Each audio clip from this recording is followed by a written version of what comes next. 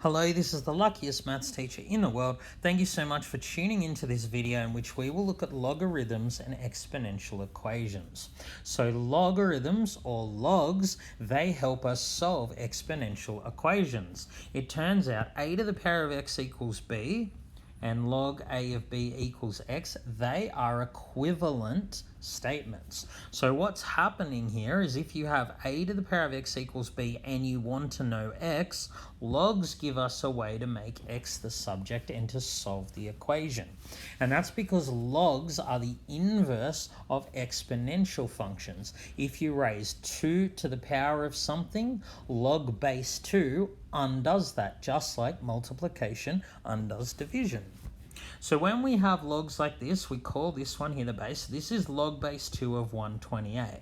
So it's saying, to what power do you raise 2 to get 128?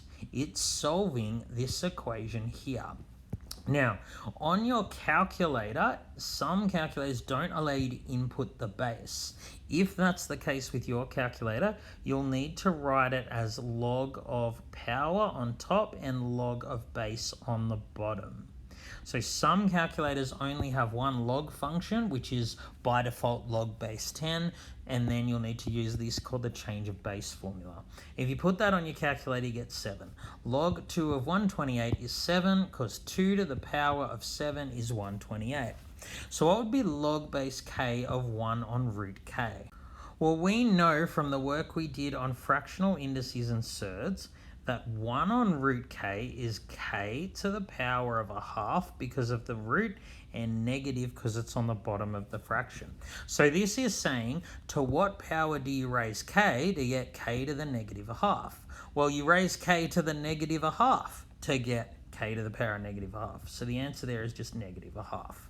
I just want to make a note of caution. Log 3 of 0, log 4 of negative 5 don't exist. You can't raise 3 to any power and get an answer of 0. Similarly, you can't raise 4 to any power and get a negative number. So when we're looking at logs, we're really only looking at positive bases a that are not 1.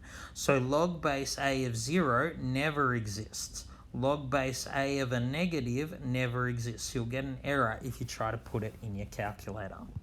So as I said, logs are helpful to solve exponential equations. So let's say we're solving this equation here. 3 to the power of what is 2187? Well, we can just put on our calculator log base 3 of 2187. And our calculator can tell us that equals 7. 3 to the power of 7 is 2187. How do we solve this equation here? Well, before we use logs, we want to undo everything else. So what we're going to do here is first divide each side by 4. So we get a half to the x minus 3 equals 16.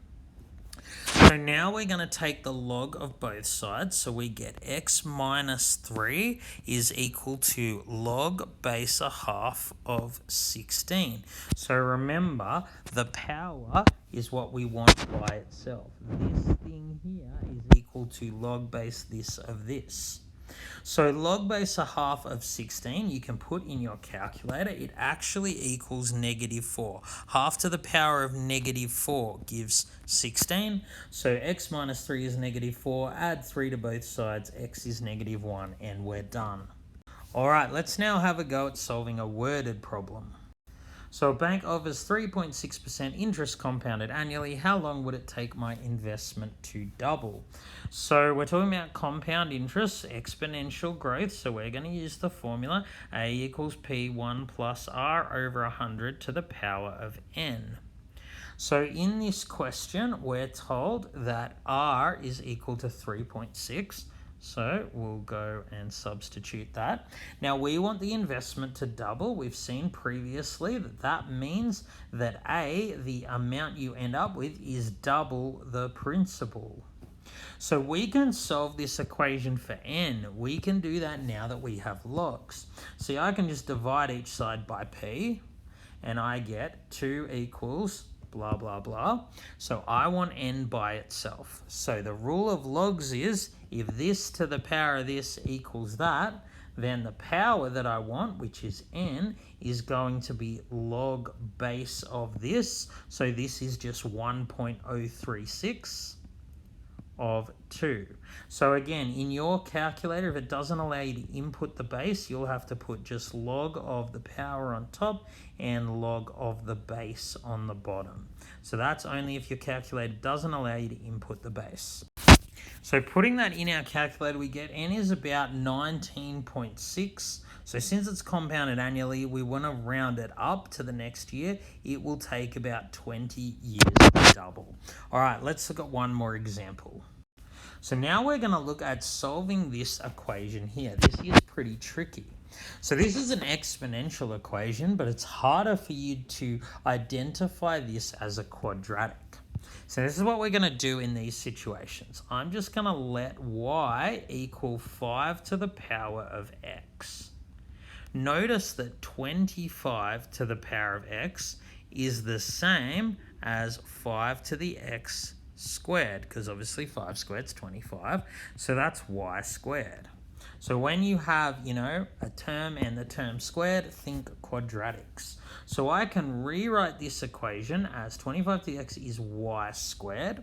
Now, what is 5 to the x plus 2? Well, we know from index laws that's 5 squared, 5 to the power of 2, times 5 to the x.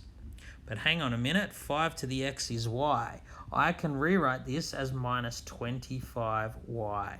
Minus 54 equals 0. Now it looks like a quadratic that we're used to solving. So you can use factorization or quadratic formula. Either doesn't matter. I'm going to use factorization. The two numbers that multiply to negative 54 and add to negative 25 are negative 27 and positive 2. They multiply to negative 54, they add to negative 25. So we get y equals either 27 if the first bracket equals 0. If the second bracket equals 0, we get y equals negative 2. But we're not done. We weren't asked to solve for y. We needed to find what x is. So we have 5 to the power of x equals 27, or we have 5 to the x equals minus 2, because y was 5 to the power of x.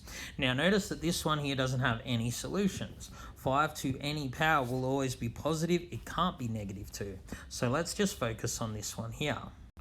So putting that on our calculator, we get x equals log base 5 of 27. Again, you might need to put it in your calculator as log 27 divided by log 5.